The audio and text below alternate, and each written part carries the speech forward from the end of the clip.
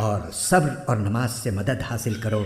نماز بھاری ضرور معلوم ہوتی ہے مگر ان لوگوں کو نہیں جو خشوع یعنی دھیان اور عاجزی سے پڑھتے ہیں۔ صبر کے ذریعے اور نماز کے ذریعے۔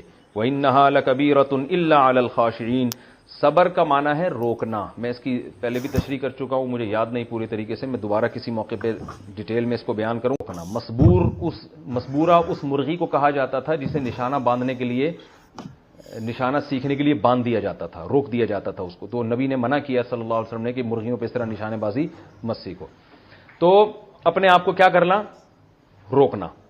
تو یعنی انسان خواہشات کے پیچھے چلتا ہے، تو اللہ یہودیوں کو حکم دے رہے ہیں کہ خواہشات کی پیروی مت کرو، خواہشات کے خلاف چلنے میں جہاد کرو اور اپنے نفس کو روکو۔ تمہارا دل نہیں چاہتا ایمان لانے کا اور اپنی خواہشات کو قربان کرنے کا، کیونکہ جب اسلام لاؤ گے بہت سی چیزیں تم پہ حرام ہو جائیں گی، جو کہ موسیٰ علیہ السلام بھی کر چکے لیکن تم مانتے نہیں ہو ان کو، تو بہت سی خواہشات تم سے چھوٹ جائیں گی۔ تو اس میں مدد کس سے طلب کرو؟